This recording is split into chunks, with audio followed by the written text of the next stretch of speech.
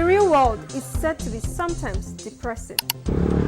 Gamification promises to remedy this design flaw by engineering a new reality, one that transforms the dull and difficult part of life into something fun and inspiring. Well, that's the view of some experts in the field of gamification. On today's episode of The Genesis, we'll examine this interesting world with Haniel Jafaru, an ICT expert. Welcome.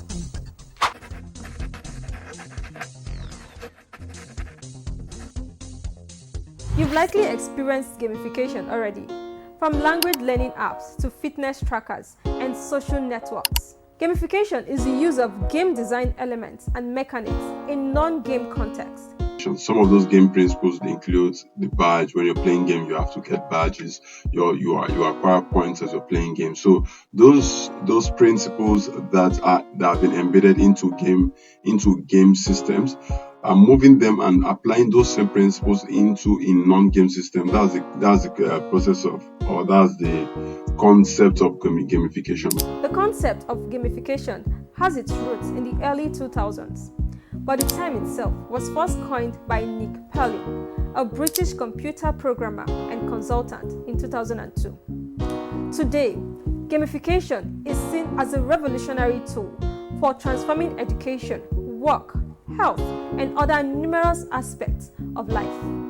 Experts believe that this is to induce specific behavior in people using virtual carrot and stick. Amplify, a leading tech company, reveals that the gamification market is currently worth $15.43 billion and is expected to reach about $48.72 billion by 2029, with numerous companies already utilizing this technology to boost productivity. So I think beyond education and employee, that's human resource, is also going to help out in marketing, sales. We have loyalty cards that is on the increase. It has been existing. So when you are a consistent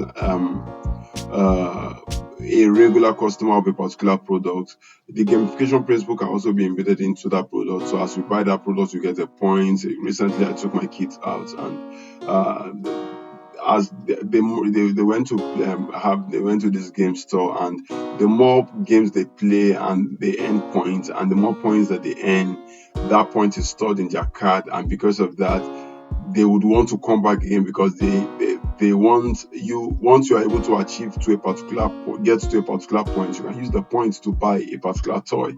So it's going to help to boost sales and marketing for organizations. However, there are arguments from some quarters that gamification is just another tool for cohesion, distraction, and control.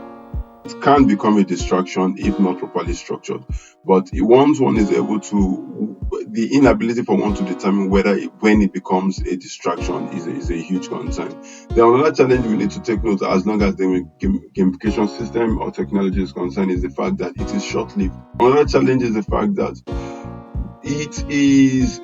there is no inclusivity for this particular gamification system. Is not at its peak, because for one to be engaged in the gamification system, there are a whole lot of things that one needs to put into place. One of those things is the fact that you need to anyone that is involved in this gamification system needs to have a mobile phone or something, or a technology, an end device that enables one to be able to carry out that task. So if one does not have that technology, the end device or the embedded device, it becomes a challenge for that person to be able to carry out that task. Some argue that gamification is not more than a commercial tool to serve the interests of its makers, rather than the surface promise to make users happier and more productive. To watch previous episodes and for more updates, kindly follow The Genesis on our social media platforms. Thanks for watching.